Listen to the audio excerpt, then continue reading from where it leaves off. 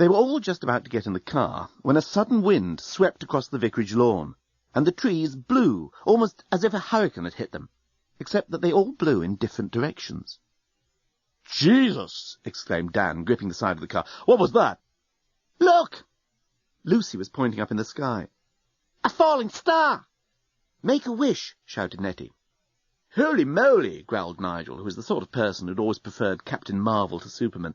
"Will you look at that?" Above them, a most extraordinary thing was happening. A ring of cloud had suddenly formed immediately overhead, and then spread out, like a nuclear explosion, until the entire sky was covered by a broiling layer of evil-looking cumulus. Nigel went weak at the knees. Lucy shuddered. Dan felt his stomach jump, and Nettie simply gaped. But there was more to come. The four Earth folk heard a ghostly roar, as if of seas beating on a distant shore that lies beyond the horizon of thought, and then, hugely, magnificently, and without warning, a vast metallic prong descended from the cloud and sliced their elegant former Victorian rectory, with planning permission for commercial development, in two. Nigel gaped. Lucy gaped. Dan gaped. "Terrific," murmured Nettie. There was no other noise save the wind rushing crazily around in the trees, as if it were looking for a place to hide, and the occasional thud of falling masonry, as bits of the rectory that had not already been dislodged by the impact crashed to the ground. The thing itself was shiny and vertical, and it stretched up into the clouds as if it always had. It was so huge, so present, that it seemed to have a perfect right to be there. As they watched, a small pinpoint of light descended down the side of the thing and disappeared into the ruined house. Then it went up again. The swirling clouds, meanwhile, had begun to diminish, and by the time the pinpoint of light started to descend for the second time, the clouds had cleared to reveal the full, awesome vastness of the thing. The wide blade or prong that had buried itself in the house stretched up and up almost a mile into the sky, and there it seemed to widen out into an immense metallic body, rather like a gigantic submarine. "It's a spaceship," murmured Nettie. She began to walk towards it, as if mesmerized, her camera dangling forgotten from her wrist. Suddenly the pinpoint of light shot up again. "Don't, Nettie! Come back!" Dan yelled. But Lucy was already racing after Nettie, so Dan raced after Lucy. Nigel, in the meantime, tried his best to help by hiding under the steering wheel. "Don't go near it," said Dan. "Nettie!" Lucy was pulling her arm, trying to head her back to the car. We don't know what it is." "It's wonderful," murmured Nettie. Something in Nettie's tone made all three of them look up at the great thing and stop whatever it was they were doing. Confronted by something so immense, so beyond their experience or imagination, anything they did suddenly seemed irrelevant, pointless. The pinpoint of light had disappeared into the house for the second time, and there was a glow coming from the hallway. As the three of them brought their eyes back down to earth, they froze. A shadow had appeared on the window of the front door. "There's something coming." Dan could feel his knees beginning to quiver. Lucy pulled at Nettie's arm, but Nettie edged forward, as if eager to greet whatever it was that was even now opening the front door of the destroyed vicarage. "Ah!" screamed Lucy as the thing emerged into the starlight. "Good evening to you, unknown life forms," said the thing. "The proprietors of Starlight Travel, Inc. would like to apologize for any inconvenience you may have suffered due to the inadvertent emergency parking of their vehicle." Ah! Ah! Lucy was by now screaming uncontrollably. Nigel was covering his ears and trying to get even further under the steering wheel of the car. "It's all right, Lucy." Dan was trying to calm her down. Ah! Ah! Ah! Lucy was not about to be calmed down by anybody. She was confronted by an alien from outer space, and she was jolly well going to have a good scream. "Shh," said Nettie. "It's talking to us." "Quite," said the thing from outer space. "By way of an apology, may we have the pleasure of offering you a free cruise on board our starship?" Perhaps another day," said Dan. "Ah! Ah! Ah! Ah!" continued Lucy. "Yes," cried Nettie. "I'd love to." Come with me, madam, said the thing from outer space, and it turned smartly back into the ruined house. Well, come on, said Nettie. Oh, what a hoot! And before either Lucy or Dan could stop her, she had followed it through the front door. Dan hesitated, and then realized he had no choice. Before Lucy could start screaming again, he was racing after Nettie, and Lucy found herself racing after Dan. The thing was now standing by an illuminated porch, by the light of which they could now see that the thing appeared to be nothing more frightening than a smartly dressed robot wearing headphones, who bowed politely to them and apologized for having to invite them into the service elevator. Please do not be alarmed, it said in a soothing voice. I can assure you that the Starship Titanic is the most luxurious and technologically advanced intergalactic starship ever built. It bowed again and ushered them in, and somehow or other, neither Dan nor Lucy nor Nettie could later quite explain why, they all three found themselves entering the elevator. Before they knew what was happening, the steps had retracted up behind them, and the robot had flicked a switch. I apologize once again for having to bring you in by the service elevator, remarked the robot. Entrance to the starship is normally at embarkation level. Hey, exclaimed Dan, how come you speak English? Dan felt better now he'd found something concrete to question. I beg your pardon, but I am not speaking, what did you say, English? All robotic functions in public areas on the ship are equipped with infraviolet translation sensors, which automatically scan the brain impulses of passengers for language patterns. These patterns are then rearranged inside your heads so that you can understand and speak intelligibly while on the ship. You are actually speaking and understanding Blerontinian. Pretty convenient for writers of science fiction, eh? Dan wasn't sure what to make of this last remark. Was the robot implying that he was nothing more than a figment of some writer's mind, and that this whole thing was not really happening? However, before he could think any further along these lines, his mind was overwhelmed by the fantastic situation in which they now found themselves. They were speeding vertically up the vast keel towards the main body of the starship, a mile above the surface of the Earth. Nigel stabbed out a number on his mobile and called half-heartedly out of the car window, Dan, Lucy, Nettie. But his voice barely reached the crumbled brickwork of the ruined house.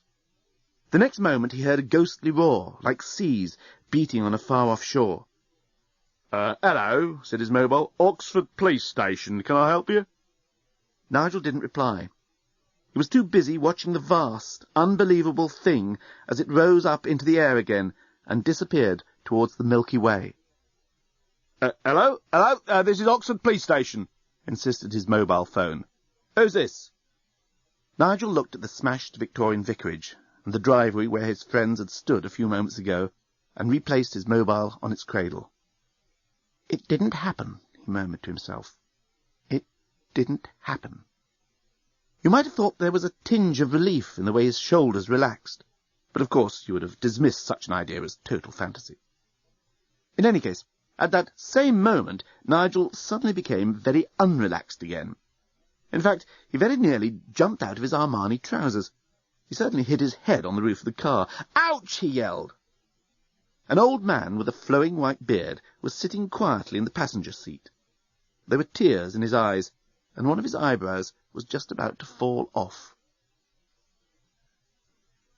The moment the ship took off, Dan felt a sinking feeling in his stomach. This was, of course, simply the result of the incredible G-force that was beginning to be exerted upon his body. But Dan, who had no idea that the ship had taken off, merely thought he was getting nervous. The sinking feeling in the stomach was quickly followed by a draining of blood from the brain, leading to momentary light-headedness, followed by total blackout. If he hadn't just passed out, Dan would have noticed that the take-off had affected Lucy and Nettie in an identical way, even though none of them knew what was happening. "Nothing to be alarmed about, sir, madam, and thing?" The polite robot seemed to be addressing this last at the now comatose Nettie. "A perfectly routine take-off. You life forms have a good snooze, while us machines get on with running the ship." The doorbot itself then blacked out and lay in a tidy heap, while the ship accelerated at speeds far beyond its original specifications, towards an unknown quarter of the intergalactic space-time continuum. The robots on board must have recovered consciousness before the humans. Nettie found herself undressed and tucked up in bed in a tiny cabin about the size of her flat back in Haringey. Apart from the size, everything about the place was unfamiliar. The sheets on the bed were made of some material that felt like silk, but much thicker and heavier. The mug holding the toothbrush bore a picture of an elderly Egyptian opera singer, or at least that's who it looked like to Nettie.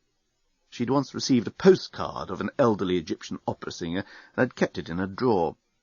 The toothbrush itself was rather weird, since it kept ducking its head and brushing its own handle, rather like a bird preening itself. Opposite the bed was a television, on which a snowstorm seemed to be the only entertainment. Nettie picked up the remote, aimed it at the TV, and started pressing buttons. A cocktail cabinet rose out of the floor. A dustbot scuttled out of the clothes cupboard, picked up an invisible speck of dust, squeaked, "Thank you for appreciating a clean environment," and hurried back out of sight again. The door opened, the lights went on and off, but the TV resolutely refused to show any program other than the snowstorm. Hi! I'm glad to see you found your personal electronic thingy. Please keep it with you at all times, since it's your communication with the Starship Titanic. Welcome aboard!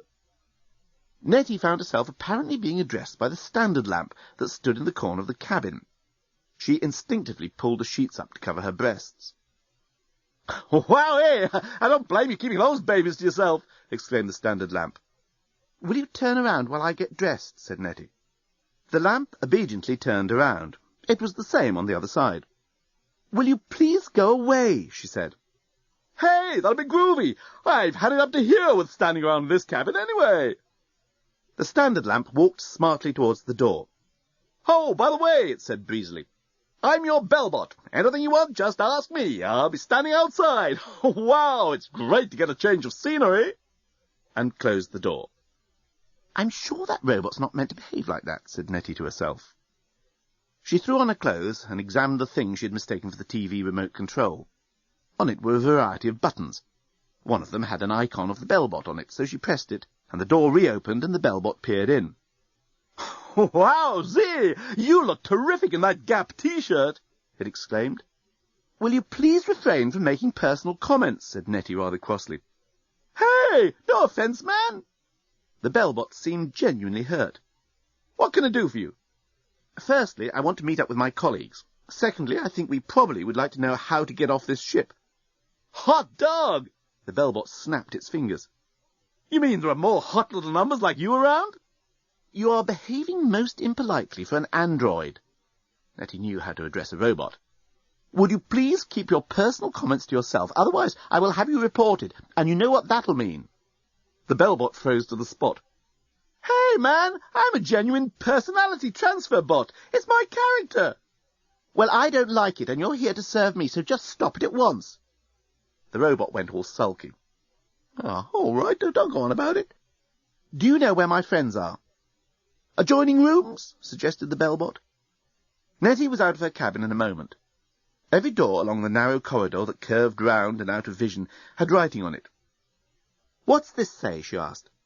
By way of answer, the robot produced a pair of spectacles and offered them to Nettie. Nettie hesitated, then put them on. "Translator specs," explained the bellbot unhappily. Nettie could now see that every door had a name: Hyacinth, Jasmine, Delphinium, and so on. "How tacky," murmured Nettie. She started knocking on Cauliflower. After a dozen or so vain attempts on various flora, she turned on the bellbot, which was walking quietly behind her with its hands folded behind its back. "Look, do you or do you not know where my friends are?" "I do not," said the robot.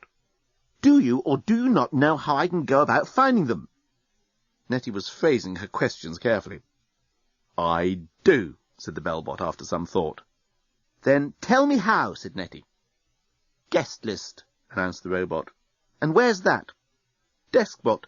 Embarkation lobby, embarkation floor," replied the bot. "Can't I just ring from my room?" "Not from the supergalactic traveller class suites, no." "Then show me the way to the embarkation lobby," said Nettie. "Ah," replied the bellbot, "I'm afraid I can't leave this deck. But if you go along to the lifts, the lift bot will take care of all your vertical transportation requirements, and then a door bot will escort you round the embarkation lobby." Nettie sighed. She could already tell that travelling supergalactic class was not going to be glamorous. Lucy came to her senses to hear a loud knocking sound. She sat up and looked around an unfamiliar room. It was tiny, cramped, and had a hideous lampstand in one corner. The television wasn't working properly, and the colour scheme was a ghastly pink. There was a constant grinding sound coming from underneath the floor, and besides that there was this wretched knocking on what she now began to recognise as the door. "Lucy!" Lucy now realised there was a voice accompanying the knocking. "Open the door!" It was Dan's voice. "How?" You've got a little remote control thingy. Use that," shouted Dan. After a bit of fumbling, she managed to get the door opened, and there was Dan, standing in a dingy corridor, running his fingers through his hair like he always did. "Oh, thank God you're okay." He smiled that mile wide of his, and Lucy flung herself at him as if she were drowning. "What happened?" she cried. "We're going to find out." Thank goodness he sounded more confident than he felt. "We're in that spaceship, aren't we?" Lucy wished she didn't sound so unconfident, because now she had Dan there, she felt really everything was going to be all right. Let's find Nettie and get out of this thing as fast as possible," said Dan. "Apparently we can only locate other passengers by going up to the embarkation lobby. You'd think a thing this sophisticated would have room-to-room telephones." The lift entrance in the supergalactic traveller class offered no view of the central well. But once you stepped into the lift, the sudden sheer vastness of the well took you by surprise. Lucy and Dan found themselves speechless. "Huh," said the liftbot. "If Sir, Madam, or Thing would care to give some indication of their vertical travelling requirements, I might be able to get on with my job, such as it is." "The embarkation lobby, please," said Dan. "You're asking me to go up?" Am I?" asked Dan. "The embarkation lobby is on the embarkation level, sir." The liftbot spoke in the tone of voice most people would only dream of using to address particularly stupid patches of damp. And then that's where we'd like to go." "Up?" "I suppose so." The liftbot fetched up a groan from deep within and muttered to itself, "Young people nowadays don't give a tinker's cuss for them as went through the hell of 2 world wars that left some of us with one arm and a broken marriage." Lucy kicked Dan as she felt him about to reply. "Just take us to the embarkation lobby." This was her best Rodeo Drive, no hostages taken voice, which she used when buying antique rugs. The liftbot stifled a pathetic sniffle, put its hand to the handle sticking out from its chest, and pushed it up with a sigh. The elevator gathered speed, and the humans were once again silenced by the spectacular magnificence of the starship. Lucy put a hand into Dan's. In her dreams, she had imagined places of such scale and splendour, but she had always known that they belonged strictly to the world of the imagination. And yet here she was, in an interior that matched up to her dreams. The old rectory, which Dan had been so crazy about, looked pretty tawdry compared with this. She glanced sideways at Dan. She couldn't guess what he was thinking. Then again, she never could.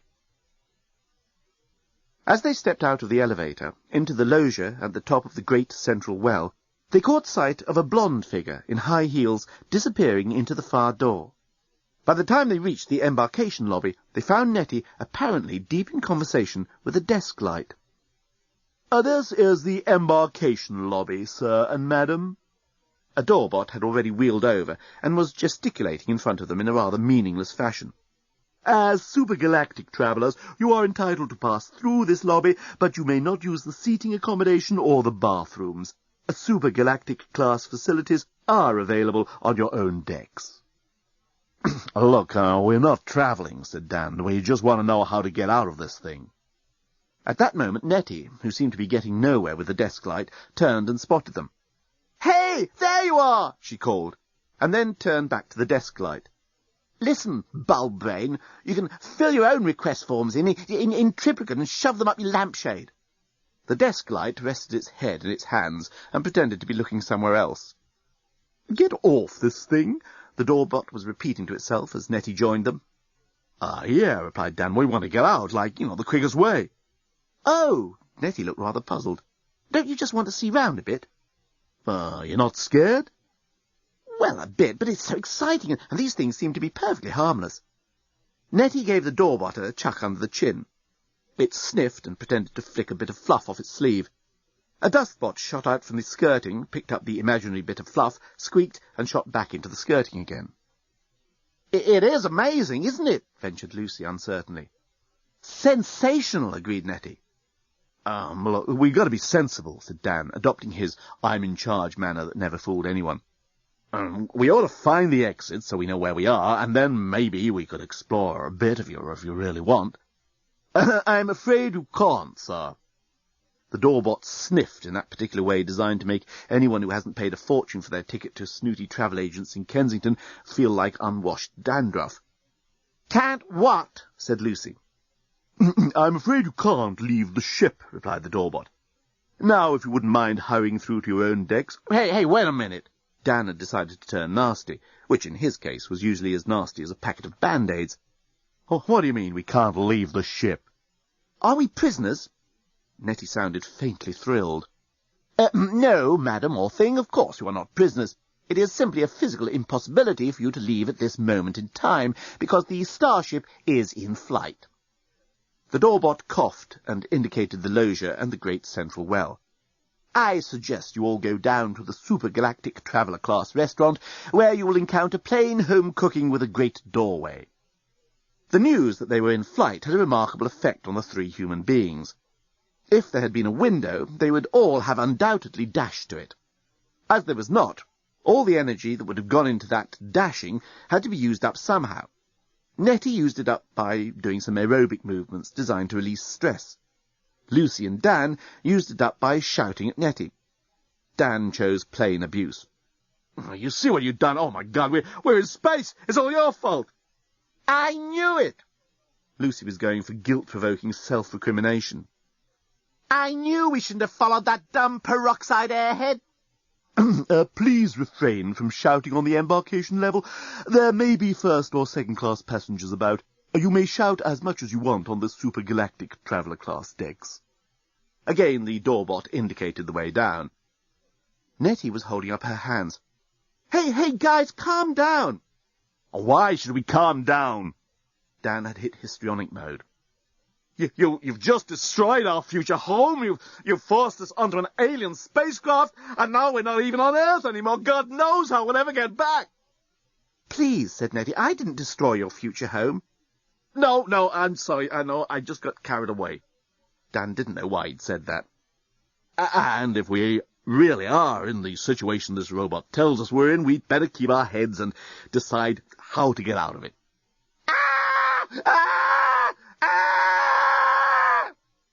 Lucy had decided to set aside her admiration for the fabulous decor of the ship and had reverted to primal scream mode. Please scream on the supergalactic travel-class decks only," urged the doorbot. "Do!" shouted Dan. "Do! What can we do?" "I suggest," said Nettie firmly, "we find the captain, there must be one, explain our situation, and ask him to take us home." "Fine. Oh, fine. Dan was beside himself with sarcasm. Fine, find the captain. Why didn't I think of that? Oh, just brilliant idea. Actually, that is a pretty good idea." Continued Lucy after a short pause. "Shut up," said Dan.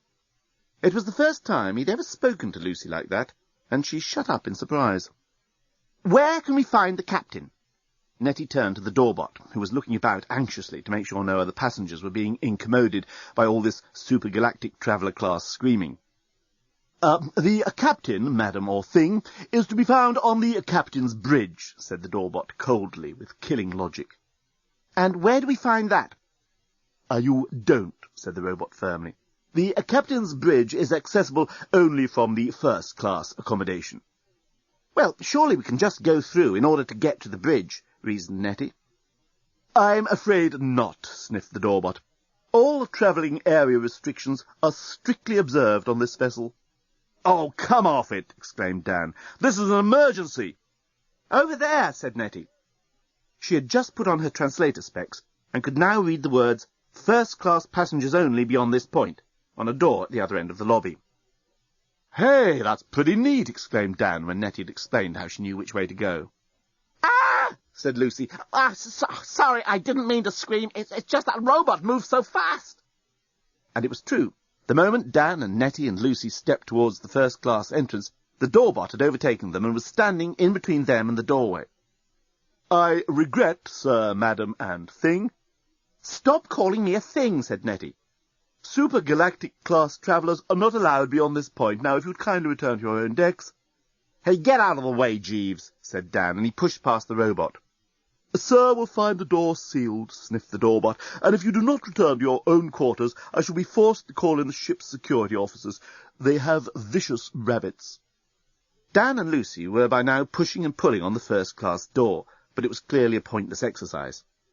"Oh, there must be another way of doing this," said Nettie. Something about her tone of voice made Dan and Lucy calm down and return to rational thinking.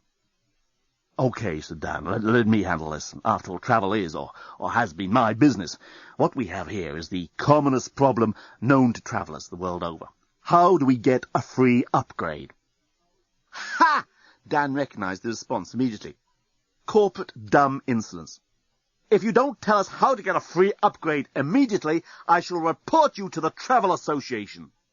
It was a bluff, but it seemed to succeed. "I cannot help you there, sir." The contempt in the robot's voice was now so palpable that it made your skin feel rough. "You will have to inquire with the desk bot," and he indicated the desk lamp that Nettie had been talking to earlier. "Ha!" snorted Nettie. "That machine's about as helpful as a strapless ball gown under G-force." But Dan had already run over to it and was now preparing to humiliate himself on an heroic scale. "Look," he began, "we have been misassigned our accommodation. This, as I expect you recognize, is Gloria Stanley, the actress." Dan pointed at Nettie, who immediately caught on to his drift, and dutifully treated the desk bot to a sultry look. "I am her manager, and this young lady is her lawyer." Lucy really did look the part in her pinstripe power suit. "We should have been given first-class tickets, but our travel agent screwed up the booking. Can you reassign us immediately?" The desk bot raised its shade or head and stared with its two lamps straight at Dan. He squirmed, but held his composure. "And which travel agency would that be?" asked the desk bot. "Top 10 Travel." Dan was well into his role by now. The desk bot blinked a few times, as if running through a file somewhere in its database. There was a sort of bing noise, and it drummed its fingers on the desk. "I have no record of such an agency in the galaxy." "I can assure you it does exist," said Dan, whilst thinking, well, it did exist up till this morning. "Look, we must get an upgrade to first." Lucy decided to chime in. "Oh, yes, madam." The desk bot had become insolent polite. "To whose account would any upgrade be charged?" "Mayhem, Bader and List," said Lucy. It was the name of her law firm. "We have no record of such a company," said the desk bot.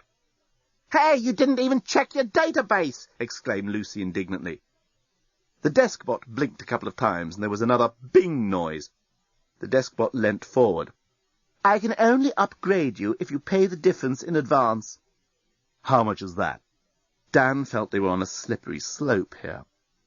70 million pistres or 2 pneides. Currency is not accepted, and you may only pay by Galactic Gold credit card.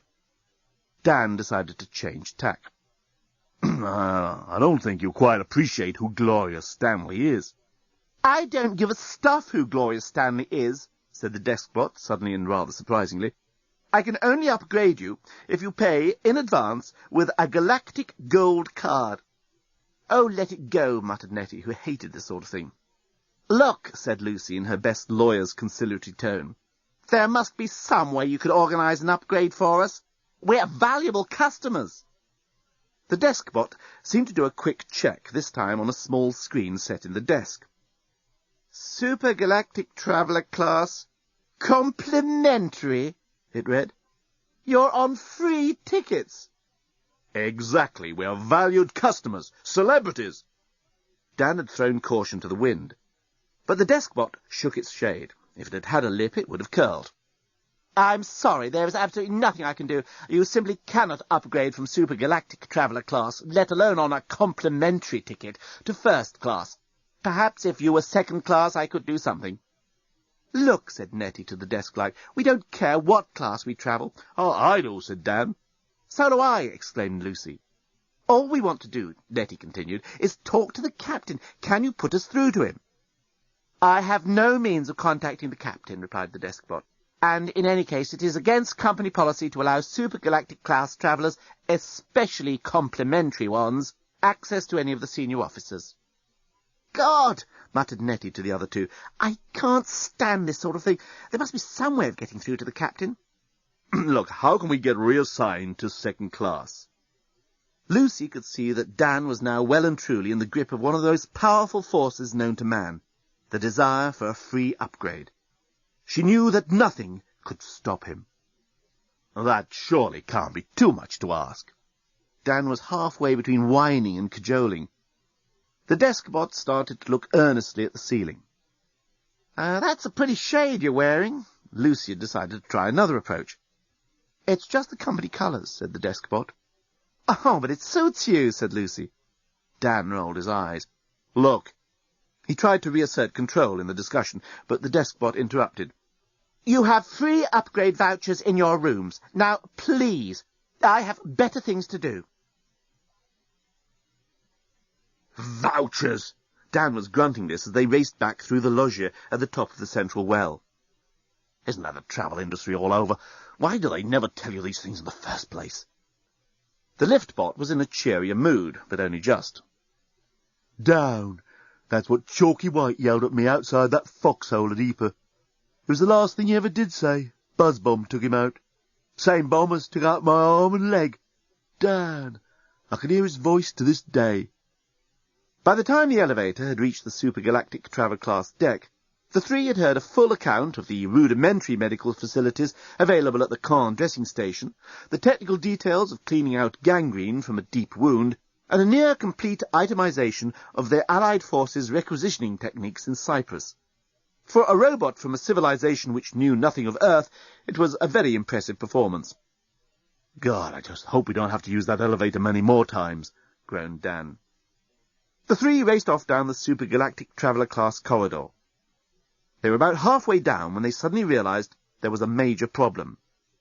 Primula, Dahlia, Chrysanthemum. Nettie was reading the names with her translator specs. Why couldn't they have given the rooms numbers? We don't even know what ours were called, moaned Lucy. Ah, cabbage, exclaimed Nettie. This is mine. She gained entry with her pet, personal electronic thingy, and found her upgrade voucher on the last page of her copy of the Supergalactic Traveller magazine, just after the duty-free shopping article. Look, she said to the other two, while you're trying to find your rooms, I'll go and get my upgrade. I've had an idea. She hurried back to the embarkation lobby, trying to ignore the lift-bot's account of life on an army pension and no disablement grant, and while the desk-bot reluctantly stamped her ticket with her upgrade to second class, she inquired, I suppose the engine room is aft, is it? At the end of the Grand Axial Canal second class, through which you are now entitled to pass. Here is another voucher entitling you to a free glass of moon swill at the bar. The desk-bot handed Nettie another ticket and switched itself off. Nettie went as fast as she could, her high heels echoing around the loggia, towards the entrance to the second-class area. Meanwhile, Lucy and Dan were trailing miserably round the supergalactic traveller class corridors, looking for any recognisable signs of their cabins. But since every single door and every single inch of corridor were identical to every other door and every other inch of corridor, it seemed a doomed enterprise from the start.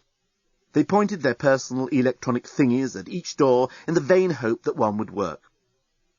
What was Nettie's plan? Dan had decided to take their minds off the present hopeless task. She said something about the engine room. Hey, what's she going to do? Ask the engineer to back up? Grunted Lucy. Oh, maybe she knows about engines, said Dan. Nettie, oh, sure, hey. There was a click, I swear. Lucy tried one of the doors, but it was resolutely shut against them. Well, you know, for one of Nigel's bimbos, that net is pretty bright. Oh, I didn't realize you were interested in her mind, replied Lucy. Dan was taken by surprise. What's that supposed to mean?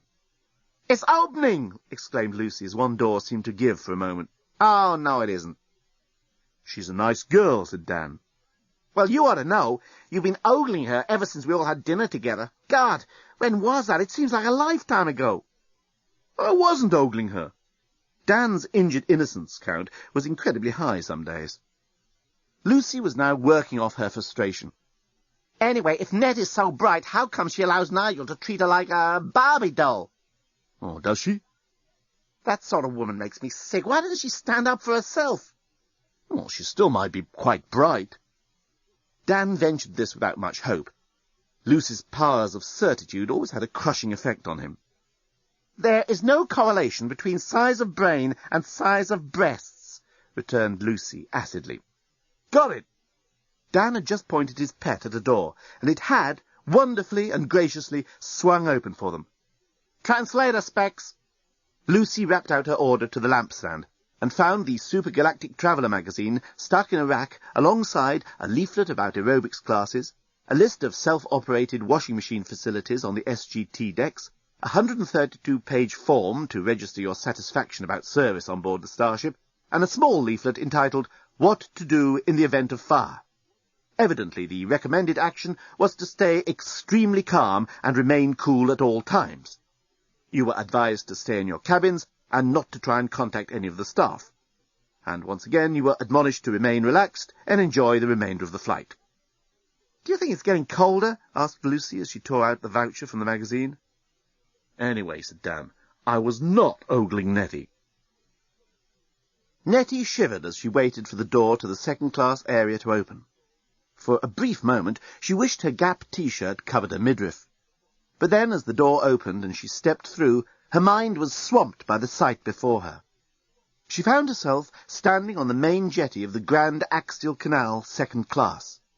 It stretched out in front of her under a simulated sky.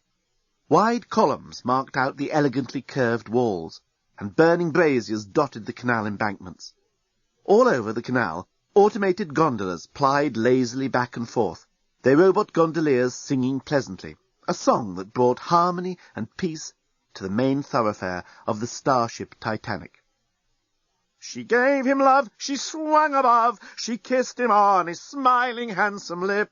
The gondolier sang in her ear, she gave him 6 penades as a tip. Nettie climbed into the nearest gondola, and the singing stopped. Take me to the engine room, she said. See, a workplace chum of Victorious athletics coach, said the gondolier. And off they drifted down the Grand Axial Canal. Tell me, said Nettie, shouldn't you be singing when you've got a passenger rather than the other way round? See, perspicacious lady orthodontist, replied the robot, breathing evenly with exertion of propelling the craft. There must be something wrong with the ship's central intelligence system. Nettie nodded and made a mental note of this. The gondola took us straight down the very middle of the Grand Axial Canal. The pace was relaxed, and the whole ambience so far away from what she ever imagined being on a spaceship to be like, let alone an alien spaceship, that Nettie found herself leaning back against the cushions and letting her mind drift. She wondered why she didn't feel more distressed by her situation. It was almost as if she felt there was some benign presence in the starship, something or someone that she knew would take care of them. Nettie shook her head. The thoughts were all a little too shapeless to make sense. And then what about Nigel? Why didn't she miss him more? For 3 months now, her whole life had revolved around him. She'd made sure his diary was up to date, and that he'd looked at it. She'd made him change his socks every day, and had washed his underpants by hand. She must love him a lot. And yet she knew he'd just gone out of her life. Not just because they'd been kidnapped by an alien starship full of robots, heavens above. She knew they'd return to Earth. She knew they wouldn't be harmed. But Nigel would not be there for her. Something was broken. And yet she didn't seem to regret it. But she could not, for the life of her, think why. The gondola bumped. They had reached the jetty. The gondolier was on his knees. She blew a kiss from her trapeze, sang the robot gondolier as soon as Nettie was out of the gondola. Thanks, said Nettie. And that was when the lady lost her grip, sang the robot. Nettie adjusted her translator specs and immediately saw a notice which read, Crew and personnel only. She followed the sign down a stainless steel corridor towards a set of glowing blue doors. As she approached, there was no perceptible engine noise, unless it was that distant rustling of leaves, or was it the beating of a sea upon a distant shore? Nettie felt a thrill pulse through her, and then realised it was just a chill. It really was getting very cold in the ship. And was it her imagination, or was her breathing getting more difficult? At the luminous blue doors, Nettie waved her John Lewis credit card and said in a commanding voice that she had never ever used before, "Special Customs and Excise search warrant. Open up." There was a slight hesitation. The glowing blue doors opened a crack and then shut again, hesitated, and then immediately opened up. The engine room was so similar to the sort of thing you'd see in a science fiction film that Nettie felt she knew exactly where she was. Except, what was that black darkness behind the thick window? There didn't seem to be anything there, and yet all the wiring and so forth seemed to be connected to it. Nettie looked around for the intercom. Her idea had been quite a simple one. If they couldn't get up to the bridge to speak to the captain personally, then she'd telephone him from the engine room. There had to be some sort of communication between the bridge and the engineers. In the corner there was a small cabinet. Maybe that was it. She opened the doors to reveal 2 buttons. One read, "Bomb Monitor," and the other, "Press to Arm." A sudden wave of cold, even colder than the current temperature of the ship, swept through Nettie's body. Bomb? Was there a bomb on board? Nettie pressed the button that read Bomb Monitor.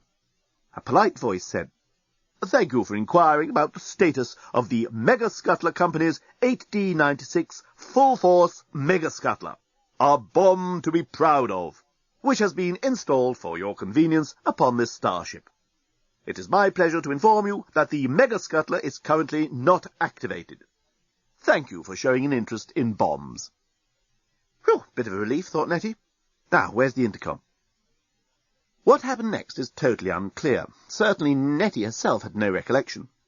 She remembered climbing up the ladder next to the armour-plated window. She could recall feeling colder than ever and finding it harder to breathe, and then feeling a force gripping her, a force pulling her sideways off the ladder, a force so vast that she thought she was being sucked into a black hole or something, as she felt herself falling horizontally off the ladder towards whatever it was behind the Perspex window. The next thing she knew, she was whirling round in blackness, fighting for her life. Dan and Lucy were having trouble. They had both procured their vouchers and had successfully wheedled an upgrade to second class out of the desk bot, but the trickier negotiation for an upgrade to first class was proving to be a remarkably harrowing experience. They had had to call on every last reserve of self-esteem and self-worth to withstand the deskbot's withering insolence. "You have no credit card, you are not members of the 60 Million Club, you are not even registered frequent travellers. This whole discussion is pointless. You will find the second-class facilities on board this starship more than adequate for your requirements." How could even a robot be so unbelievably, unremittingly snotty, wondered Dan. "Dan," said Lucy, "we're wasting our breath. In fact, is it my imagination, or is it getting harder to breathe?" Dan sniffed the air. Lucy was right, it was also getting colder. "Jesus," he muttered. "The air and heating are at normal levels," announced the doorbot. "That's bullshit," snapped Lucy. "It's getting colder, and it's getting more difficult to breathe." "I can assure you that the air supply and the temperature are set to maximum for supergalactic traveller class comfort," said the doorbot. "Are you trying to tell us there are different levels of air supply for the different classes of traveller?" exclaimed Dan. "Not normally, sir, no," replied the doorbot. "However, should the ship be travelling without first or second-class passengers, the oxygen and heating will, naturally, be lowered to the comfort requirements of supergalactic traveller-class passengers." "Jesus!" exclaimed Lucy.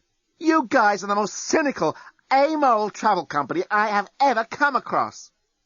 "I'm going straight to the Travel Association when I get home." Dan was not messing about any longer. He was beginning to sweat with panic, despite the cold. "There isn't enough air to breathe."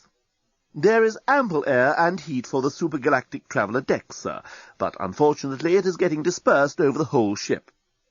Lucy, meanwhile, was back at the deskbot, hammering on the desk.